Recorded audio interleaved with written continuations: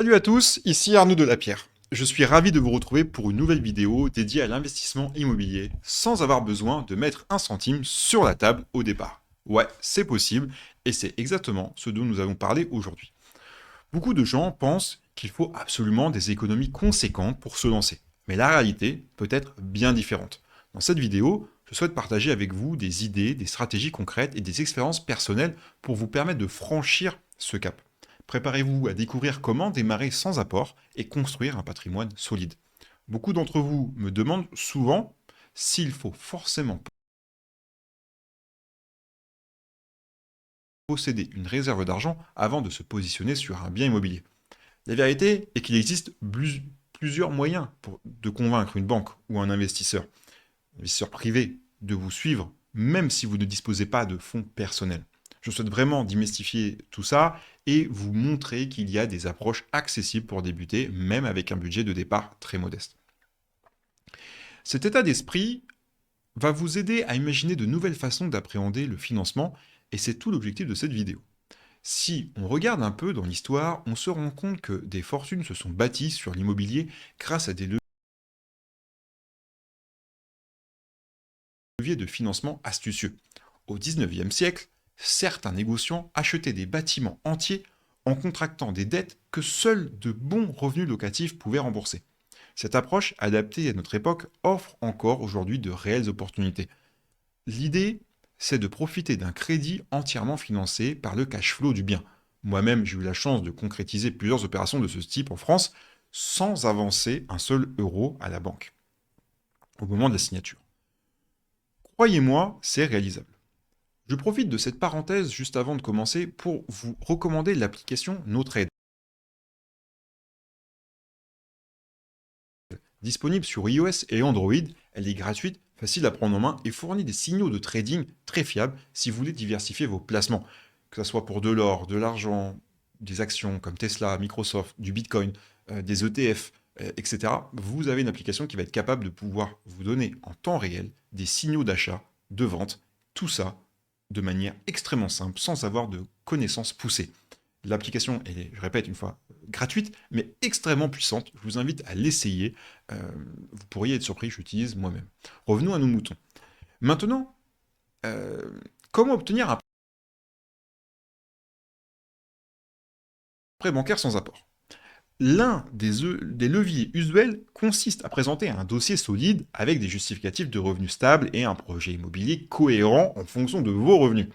Les banques raffolent des placements sécurisés. Alors, montrez-leur que votre opération est rentable grâce à une étude approfondie du marché local, des loyers potentiels et des risques maîtrisés. Ne sous-estimez jamais l'impact d'une présentation limpide, car les conseillers ont besoin d'être rassurés. Parfois, vous pouvez aussi rajouter un cautionnement tiers ou une garantie externe pour rassurer l'établissement prêteur et faire passer le dossier.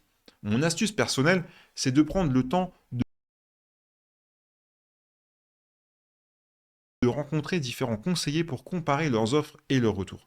Chaque banque a sa propre politique et certains établissements se montrent plus flexibles que d'autres lorsqu'il s'agit de financer un projet sans fonds initiaux. L'important, c'est de bien se préparer avant chaque rendez-vous. Maîtrisez vos chiffres, ayez une perspective claire sur le potentiel locatif ou la plus-value à la revente. Et ne négligez pas le côté relationnel. Un banquier qui croit en vous sera plus enclin à déroger aux critères habituels et à vous accorder sa confiance. Au-delà de la banque traditionnelle, il existe des structures privées ou des particuliers prêts à financer un achat immobilier en échange d'un taux d'intérêt intéressant ou d'une participation au bénéfice. C'est parfois plus rapide qu'un prêt classique, même si les conditions peuvent varier selon les accords. J'ai envie de dire, l'important est de bien négocier pour rester dans les limites supportables, car le cash flow mensuel doit absorber ce coût supplémentaire. Cela peut être une opération judicieuse pour ceux qui peinent à décrocher un financement bancaire classique. N'oubliez pas non plus la possibilité d'un prêt familial ou d'un regroupement de fonds avec des associés aussi.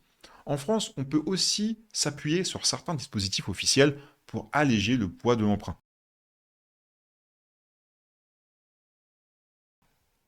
Il y a par exemple le prêt à taux zéro, accessible à tous, sous condition de ressources bien sûr, ou des aides régionales ciblées sur la rénovation.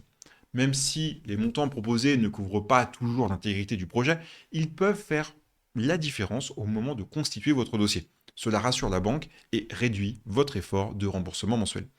Lorsque vous Lorsque vous vous renseignez, n'hésitez pas à interroger plusieurs organismes pour comprendre quelle structure aide quel type de profil. Chaque subvention a ses spécificités et peut faciliter votre financement. Certains investisseurs optent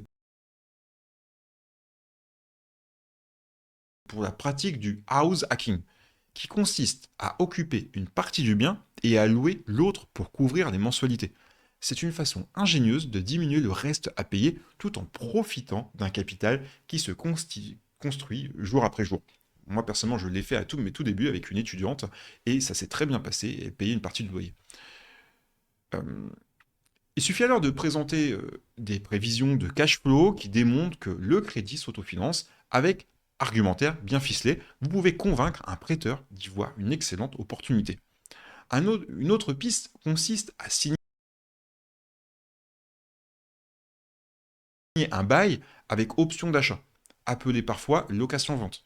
Vous versez alors un loyer majoré qui inclut en partie une épargne destinée à acquérir le bien plus tard. Cette formule peut être intéressante si vous avez du mal à décrocher un financement tout de suite, car vous constituez progressivement un historique solide. Au moment de lever l'option, la banque voit que vous avez déjà assumé des échéances régulières. Bien sûr, tout dépend du contrat et de la confiance instaurée entre le vendeur et vous, mais c'est une façon de contourner l'apport initial. Il y a aussi la solution du crowdfunding immobilier, où vous pouvez participer collectivement à un projet envergure sans avoir à sortir de grosses sommes. Les plateformes spécialisées proposent souvent des rendements attractifs avec une mise de départ relativement faible. L'avantage, c'est surtout que vous n'êtes pas seul, vous mutualisez les risques et partagez les bénéfices. Cela permet d'entrer dans l'investissement immobilier avec un ticket d'entrée réduit tout en vous familiarisant avec les mécanismes de ce secteur. Attention toutefois à vérifier la réputation de la plateforme, la fiabilité du porteur du projet et les conditions générales avant bien sûr de vous engager. Autre moyen de s'alléger la charge initiale, l'investissement en société, par exemple via une SCI ou une SAS. Plusieurs associés s'unissent pour financer un achat, chacun apportant une partie du capital ou souscrivant à un emprunt commun. Ainsi, vous répartissez les frais et partagez les responsabilités comme bénéfices. Dans ce type de montage, la banque peut être plus conciliante car elle voit un groupe de personnes solidaires, donc un risque moindre. Ce fonctionnement demande toutefois une bonne entente et des statuts clairs pour éviter les conflits plus tard. À la clé, on peut acquérir des biens plus ambitieux sans mise de fonds personnels. Pour mettre toutes les chances de votre côté, n'hésitez pas à souscrire à une assurance emprunteur de qualité et à soigner chaque détail de votre dossier. Une garantie solide rassure souvent, bien entendu, le prêteur et montre votre sérieux. Si vous prévoyez des travaux d'amélioration, indiquez clairement comment ils vont contribuer à augmenter la valeur du bien et les revenus générés. Cela témoigne d'une vraie réflexion sur la rentabilité et peut influencer positivement la décision de la banque. Parfois, vous pourrez même négocier un taux plus avantageux si le risque perçu est faible. Chaque élément compte pour décrocher un apport, euh, un financement sans apport, pardon. N'oubliez jamais qu'un premier achat immobilier sans mise de fonds peut être une étape vers de plus grandes opérations. En réalisant un premier coup réussi, vous gagnez en crédibilité et pourrez négocier plus facilement pour la suite. Patience et persévérance sont de mise, car construire un patrimoine ne se fait pas en un claquement de doigts. Si le contenu vous plaît et que vous trouvez mes conseils utiles, pensez à vous abonner à ma chaîne et liker la vidéo pour soutenir mon travail. Votre participation me motive à approfondir ces sujets et à vous apporter encore plus d'astuces concrètes. En conclusion, pour terminer, retenez que l'immobilier offre des pistes variées pour investir sans disposer d'une grosse enveloppe. Une grosse enveloppe au départ. Nous avons passé en revue plusieurs méthodes: obtenir un prêt sans apport, négocier avec le banquier, impliquer des prêteurs privés, surfer sur les aides officielles ou encore recourir au house hacking. Chacune de ces voies implique un travail d'analyse et une bonne préparation. L'important est de vous lancer avec prudence et détermination tout en restant fidèle à vos objectifs. J'espère que ce partage d'expérience vous donnera de l'élan pour franchir le pas. Merci d'avoir suivi cette vidéo et à très vite.